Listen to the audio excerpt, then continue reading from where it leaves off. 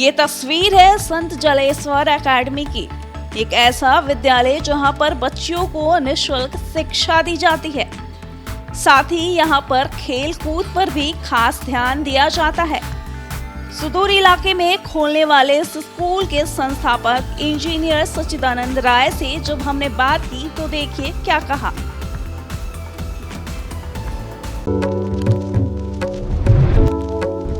तो इसी कड़ी में आज हमारी बात स्कूल के संस्थापक इंजीनियर सच्चिदानंद राय एमएलसी से हमारी खास बातचीत हो रही है। बहुत बहुत स्वागत है आपका। बहुत बहुत धन्यवाद। तो बालिका विद्यालय स्कूल को लेकर आपने जो आपको प्रेरणा मिली है, ये कब और कहाँ मिली, कैसे? देखिए, ऐसा है, आप जो कुछ भी करते हैं तो कहीं ना कहीं से तो प्रेरणा रहती है, तभी आप करते हैं। जब मैं वहाँ बच्चा था और महुआ का पेड़ हुआ करते थे, 2 पेड़ होते थे, उसी के नीचे हमारा स्कूल होता था। स्कूल का नाम था महुआ तर्क स्कूल।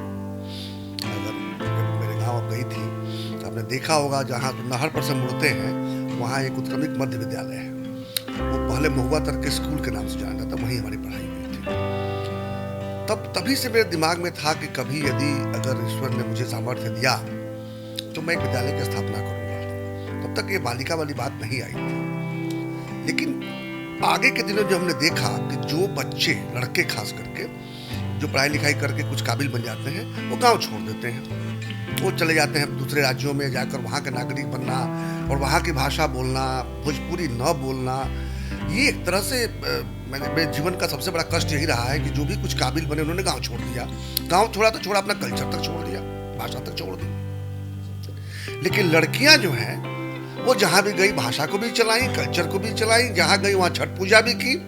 तो मेरे दिमाग में था कि यदि मैं एक लड़की को पढ़ाता हूँ, एक कन्या को पढ़ाता हूँ, तो एक परिवार को पढ़ा रहा हूँ, एक परिवार को काबिल बना रहा हूँ। जब स्कूल की स्थापना मैंने 2010 में की, तब तो राजनीति में आया भी नहीं था। जब स्थापना की तो पहले मेरे दिमाग में था कि नॉर्मल स्कूल होगा, मतलब कि जैसा होता है लड़के लड़कियाँ सब पढ़ेंगे, क्योंकि लड़कों को भी तो अच्छी शिक्षा नहीं मिल रही है। लेकिन जब मैं शुरू किया तब मेरे दिमाग में आ गया कि नहीं, इसमें लड़कियों को प्राथमिकता देनी होगी। तो प्राथमिकता देने के लिए क्या करना होगा? ऐसे भी लड़कियां जो है सेकंड क्लास सिटीजन होती हैं। कोई भी बाप जो है, अगर लड़का लड़की है तो लड़के को अच्छा खिलाएगा, अच्छे जगह पढ़ाएगा, अच्छा कपड़ा पहनाएगा, और लड़की को जैसे शादी करने के लिए ही पाल रखा है। 15-16 साल होते ही लड़का खोजना शुरू करता है। गाँव में ये बड़ी विकृति है, लेकिन है। हमने कहा कि नहीं, लड़कियों को अगर मैं निःशुल्क शिक्षा दूंगा तब जो क्या हुआ कि लड़कियों को भी लोग भेजेंगे।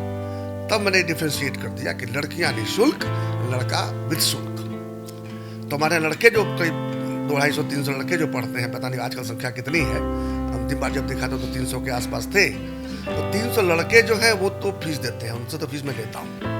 लेकिन लड़कियां जो पढ़ती हैं, चाहे जिस घर से आती हैं, समाज में संपन्न घरों से भी आई हुई हैं अगर, तो हमारे यहाँ नियम है कि लड़कियों से फीस नहीं ली जाती। बल्कि मैं तो एक और प्रयास में लगा हुआ हूँ, इसीलिए मैंने वहाँ प्रधानमंत्री कौशल केंद्र भी खोला। कौशल केंद्र का अपना एक लाभ है कि हम नर्सरी से 12th तो पढ़ा देते हैं। 12th के बाद तो कॉलेज शिक्षा की तो बड़ी दिक्कत यहाँ पर है बिहार में।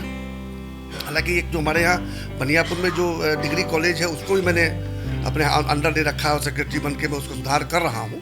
लेकिन नामांकन की संख्या तो कम है ही। अच्छा, बहुत सी लड़कियाँ जो दूर जाके पढ़ाना भी संभव नहीं हो पाता है। तो हमने क्या किया, प्रधानमंत्री कौशल केंद्र खोला, ताकि 12वीं के बाद लड़के लड़कियां जो भी कौशल सीखना चाहेंगे वहां से सीखकर और रोजगार में, स्वरोजगार या कहीं नौकरी में जा सकते हैं। लेकिन वो चूंकि प्रधानमंत्री कौशल केंद्र का पैसा तो सरकार देती है, तो वहां से कुछ आमदनी हो जाता है। तो अभी मैं इस कोशिश में हूँ, अगर कोरोना ना हुआ तो शायद इसी साल कर दिया होता, पर ना हो तो अगले वर्ष से करूँ। अभी मेरी ये कोशिश है कि लड़कियों को जो साल में जो एक बार जो ड्रेस और किताबों का पैसा लगता है घर से, वो भी ना लगे, वो मैं देने की कोशिश में हूँ।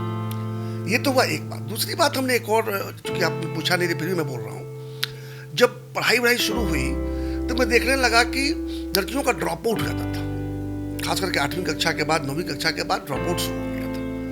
क्या था? वही पुरानी बात, लड़की बड़ी हो गई है तो इसको जो है वो घर का काम करना चाहिए, घर का काम सीखना चाहिए, शादी की तैयारी करानी चाहिए, सब कहानी शुरू हुआ। हमने पाया इसलिए हो रहा है कि लड़कों लड़कियों में लोग फर्क समझते हैं। लड़का तो जाकर लफुआई करता है, खेलता क्या, लफुआई करता है आजकल। तो लड़का तो ठीक है, जो भी कर रहा है सब घर वालों को पसंद है, लेकिन लड़की को घर में बांध के रखो। हमने कहा लड़कियों को घर से बाहर कैसे निकालना है। तो हमारे मुख्यमंत्री नीतीश कुमार जी ने तो काम कर दिया, साइकिल और पोशाक योजना करके लड़कियों को सड़क पे तो ला दिया। लड़कियां लड़कों के बराबर कंधा से कंधा मिला के काम करने लगी, लेकिन पढ़ाई के मामले में भी संभव नहीं हो पा रहा था। तो हमने कहा कि जो खेलेगा वही पढ़ेगा। तो हमने क्या किया, वहाँ पर एक खेल है हैंडबॉल, ओलंपिक गेम है, लेकिन दुर्भाग्यवश जो उसको उतना महत्व नहीं मिला जितना क्रिकेट फुटबॉल जैसे खेलों को मिला है। तो मैं उसका 5-6 साल पहले ही पूरे बिहार का मैं मुख्य संरक्षक बन गया। चेयरमैन कहते हैं लोग, मुख्य संरक्षक समझिए उस तरह से। तो बिहार स्तर पर तो काफ़ी हमको सफलता मिल रही थी। मैंने एक बढ़िया कोच लेकर अपने गाँव में, जो स्कूल में आप गई होंगी देखा होगा मैदान है, वहाँ पर हमने हैंडबॉल का प्रशिक्षण शुरू करवा दिया। और आपको जानकर बड़ी खुशी होगी, चूँकि आप स्वयं में कन्या हैं, 7 लड़कियाँ मेरे यहाँ से बिहार टीम के लिए खेल चुकी, नेशनल और जिस मैच में भी गए, जिस टूर्नामेंट में भी गए हैं, कम से कम कांस्य पदक लेकर जरूर आए हैं। 2 लड़कियां मेरे गांव की, वो बगल में रहने वाले घरों की 2 लड़कियां इस बार बिहार खेल रत्न का पुरस्कार पाई, 11,000 रुपया। तो इसने जो क्या किया है ना, तो पूरा एक क्रांतिकारी परिवर्तन लाया है। सुबह 4 बजे 5 बजे लड़कियां ट्रैक सूट और जो है वो निकर पहन के खेल रही हैं। शाम को 4 बजे से 6 बजे तक, 7 बजे तक अंधेरा होने के पहले तक खेल चल रहा है और प्रतिस्पर्धा लगी हुई है। माँ बाप को भी लगता है कि नहीं, मेरी बेटी अच्छा कर रही है। ये जो एक परिवर्तन जो आया, ये सामाजिक सोच में जो परिवर्तन आया, ये सोचा हुआ नहीं था पहले से। प्रयोग किए, प्रयोग सफल हुआ। प्रयोग सफल हुआ तो और भी इच्छा हो रही है कि और कुछ नए प्रयोग किए जाएं। जैसे हम लोग कबड्डी ला रहे हैं, रोइंग ला रहे हैं, वॉलीबॉल का प्रैक्टिस शुरू हो गया है। तो कुछ लड़के खेलेंगे, कुछ लड़कियां खेलेंगी। जैसे मैं समझता हूँ कि जो समाज खेलता है ना, वही समाज के अंदर स्पोर्ट्स में स्पिरिट आती है। ये जो भावना, खेल भावना एक ऐसी चीज है ना जो राष्ट्र निर्माण के लिए आवश्यक है। हमारे गाँव से जो खेल लुप्त हो गया था ना, मैं कम से कम एक आइलैंड ऑफ एक्सीलेंस के रूप में अपने गांव में स्थापित करने का प्रयास कर रहा हूँ।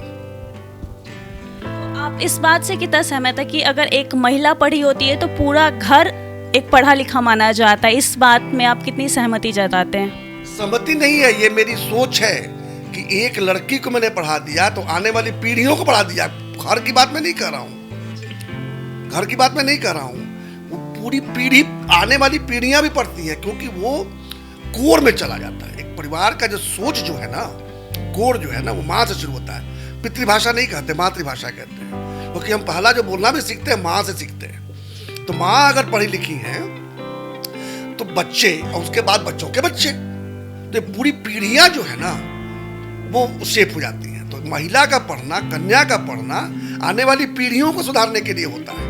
हमने जो कन्याओं को जो नहीं पढ़ाया पिछले पीढ़ियों में, उसी का असर है कि आज यह शिक्षा है। वरना शिक्षा का प्रसार के लिए या शिक्षा को दूर करने के लिए बहुत कुछ नहीं करना। सारी कन्याओं को पढ़ा दीजिए, अगली पीढ़ी के लिए निश्चिंत हो जाइए, आने वाली पीढ़ियों के लिए निश्चिंत हो जाइए। तो अभी संत जलेश्वर एकेडमी में अभी जो वर्तमान व्यवस्था आपने दी है, उससे आप कितना संतुष्ट है और आने वाले समय में और भी क्या कुछ परिवर्तन देखने को मिल सकता है? संतुष्ट तो मैं जिस दिन कंधे पर उठाकर जाऊंगा उस दिन तक भी नहीं होने वाला, क्योंकि जीवन में जो संतुष्ट हो गया तो प्रगति रुक जाती है। लेकिन संतोष कुछ चीज़ों को लेकर जरूर है। कुछ चीज़ें ऐसी हुई हैं जिससे लगता है कि नहीं, ये प्रयोग सफल रहा, इसको और मजबूती करनी चाहिए, कमियां हैं सुधारेंगे। और जब तक हम पूरी तरह संतुष्ट नहीं होंगे तब तक कमियां दिखेंगी और तब तक सुधारने का अवसर आता रहेगा। अब मैं पूरी तरह संतुष्ट कभी नहीं होने वाला हूँ। जैसे पिछले वर्ष मेरे गाँव से 2 लड़के IIT गए। 1980 में मैं गया था IIT। मैंने इंजीनियरिंग IIT से खड़गपुर से पढ़ी है। बीच में मेरा बेटा जरूर गया, लेकिन वो कलकत्ता में पढ़ता गया था। मेरे गांव से पढ़कर, उस स्कूल से पढ़कर 2 लड़के पिछले साल IIT ज्वाइन किए। एक IIT खड़गपुर में, एक IIT मंडी हिमाचल में पढ़ रहा है। अब ये जो है एक और प्रेरणा आ गई, वहां के छात्रों के बीच में आ गया कि हम भी IIT जा सकते हैं। IIT एक मानदंड है, IIT जा सकते हैं मतलब कुछ भी कर सकते हैं। और खासकर मैंने करके दिखाया है, लोगों ने देखा है, तो गाँव के लिए एक आइकॉन तो है ना भाई। कुछ भी आदर्श देख के उसी के पीछे भागते हैं। जैसे हॉकी खेलना शुरू किया पंजाब के गांव में, तो सारे पंजाबी जो हॉकी खेलने लगे। उसी तरह से देखिएगा झारखंड में कुछ तरह के खेल जो है वो झारखंड के लोग ही अच्छा खेलते हैं। हमारे यहाँ, मैं तो पूरा विश्वास है कि आने वाले 2-4-5 वर्षों के अंदर में बिहार टीम जो है पूरी तरह मेरे गांव से तैयार होगा। जहाँ तक हैंडबॉल का सवाल है, वो चाहे पुरुष हो चाहे महिला हो, क्योंकि उस तरह की माहौल बनते जा रहा है, लोग एक दूसरे से प्रतिस्पर्धा कर रहे हैं। तो उसी तरह से IIT जाने की प्रतिस्पर्धा हमारे यहाँ होगी, ऐसा मुझे विश्वास है। तो निश्चित रूप से जो अभी तक हमने जो किया है वो अपर्याप्त है, उसे बहुत सुधार करना जरूरी है। और निरंतर हम लोग उसमें लगे हुए हैं। आप वहाँ गई होंगी तो देखा भी होगा कि प्रयास बंद नहीं हुआ है। कुछ सफलता जरूर मिली है, लेकिन प्रयास को हमने दुगना किया है। लड़कियों के विकास के लिए आपने जो कदम उठाए हैं, उसके सहयोग के लिए क्या कुछ सरकारी सहयोग मिल रही है आपको? देखिए, कोई भी समाज, कोई भी राज्य, कोई भी देश यदि हर सुधार के लिए या प्रगति के लिए, जैसे स्वाति के नक्षत्र के पानी का इंतजार करता है सीप, उस तरह से अगर हम सरकार की तरफ ताकेंगे तो विकास का तो कोई प्रश्न नहीं उठता है। हर व्यक्ति इतनी क्षमता रखता है कि थोड़ा सुधार, थोड़ा विकास तो खुद कर सके। ईश्वर ने मुझे अवसर दिया है, माता सरस्वती की कृपा से पढ़ने को मिला, माता लक्ष्मी की कृपा से कमाने को मिला, माता दुर्गा की कृपा से राजनीति में जो है सफल हूँ, तो मेरे पास तो पुरुषार्थ है। मैं तो मानता हूँ, मैं तो बहुत भाग्यशाली मानता हूँ अपने आप को। तो मैं अपने पुरुषार्थ को छुपाता नहीं हूँ, मैं नहीं कहता कि मैं भागा हूँ, मैं बड़ा भाग्यशाली हूँ। उसी तरह से हर व्यक्ति के अंदर कुछ ना कुछ पुरुषार्थ, कुछ ना कुछ क्षमता होती है। यदि हर व्यक्ति अपने पुरुषार्थ को आंके और उसके हिसाब से समाज में परिवर्तन लाने के लिए कुछ योगदान दे, केवल कमियां ना ढूंढते रहे कि सरकार ने ये नहीं किया, सरकार ने वो नहीं किया। मैं राजनीति में आया तो मेरे घर में बात चल रही थी, आप राजनीति में क्यों जा रहे हो? मैंने कहा पहली बात तो तुम लोग टीवी पर न्यूज़ देखना बंद कर दो, और न्यूज़ देखना तो बैठ के ये मत कहो कि बड़ा गलत हो रहा है। और गलत हो रहा तो बदलने के लिए आपने क्या किया? हम जानते हैं कि बिहार में गलत लोग पॉलिटिक्स में आ गए हैं, तो कम से कम एक को तो मैंने हटाया ना, एक स्थान तो मैंने अपने हाथ में लिया। अगर मैं कहता हूं कि परिवर्तन होना चाहिए तो चैरिटी बिगिंस एट होम। परिवर्तन पहले अपने ही चल के शुरू करो, दूसरे से क्यों आशा करते हो? हर कोई सोचता है कि दूसरे के घर में भगत सिंह पैदा हो, भगत सिंह मेरे घर में पैदा क्यों ना हो? तो ये चीज है कि ये जो आपने जो प्रश्न किया, मैं थोड़ा प्रश्न से हट गया हूं लगता है, लेकिन ये है कि हर व्यक्ति चाहे तो अपने हिसाब से समाज में योगदान कर सकता है। और सरकार का जहां तक योगदान का सवाल, सरकारी योजनाएं बहुत हैं, जैसे प्रधानमंत्री कौशल केंद्र या कौशल विकास होता ही है। अधिकांश लोग जो है वो व्यवसाय के रूप में दिखते हैं, अब मैं उसको एक मौका के रूप में देखा। गांव के लोगों को तो उससे फायदा होता ही है, आसपास के लोगों को तो फायदा होता ही है, लेकिन उससे कुछ पैसा भी कमाई हो जाता है। अब वहां से जो पैसा बचता है, वो जो मैं अपने से जो लगाया हुआ स्कूल में, उसमें जाकर उसको जोड़ देता हूँ। तो आज अगर मैं अपने से एक करने के औकात रखता था, तो उसके चलते 2 या 3 हो गया। तो ये जो सुधार की प्रक्रिया जो चल रही है लगातार, जो मैंने कहा मैं संतुष्ट हूँ, अभी भी मैं संतुष्ट नहीं हुआ हूँ। तो ये कैसे होगा? अगर हम हमेशा सोचे कि नहीं हम भिक्षा के दम पर जो है समाज सुधार करेंगे, नहीं होगा। सहयोग चाहिए, और सहयोग के कई रास्ते हैं। सरकार से सहयोग मांगने पर नहीं मिलेगा, हमने एक ऐसी संस्था बना दी जहाँ पर रेगुलर वहाँ से सहयोग आते रहेगा। तो ये चीजें हैं, ये सब करने पड़ेंगे। ऐसे बहुत सारे प्रयोग मैं करता हूँ और लोगों को भी करना चाहिए। लड़कियां जो है शिक्षा या खेल में कहे तो कमाल का प्रदर्शन कर रही है, ऐसी स्थिति बनी रहे, इसके लिए क्या कुछ आप और भी करना चाहेंगे?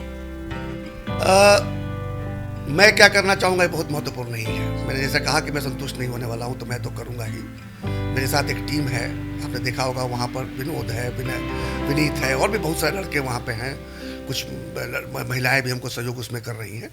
तो वो सब तो होगा, लेकिन जो परिवर्तन होगा ना, जिसमें सहभागी हैं वही परिवर्तन लाएंगे। जैसे 2 लड़के IIT गए, वो आइकॉन बन गया। मुझे परिवर्तन नहीं करना है, वो जहाँ जा रहे हैं तो गांव के लड़कों के अंदर वो जो है, लड़कियों के अंदर जो है एक आइकॉन बन गए, एक आदर्श बन गए।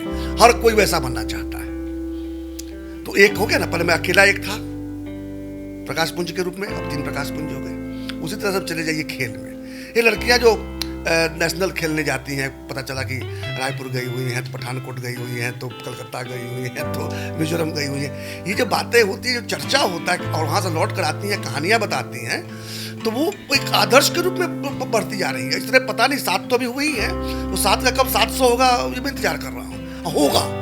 तो ये सब अपने आप में एक परिवर्तन के कारक बनेंगे।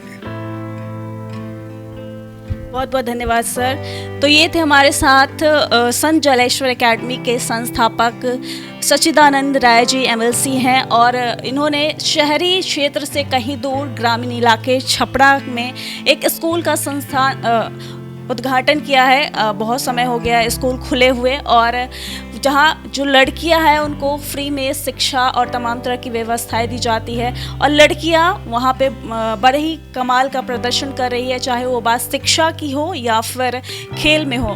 बड़े ही उच्च स्तर पे जाकर नेशनल प्लेयर रह चुकी है उस स्कूल की जो लड़कियां हैं। तो अभी के लिए फ़िलहाल इतना ही। धन्यवाद।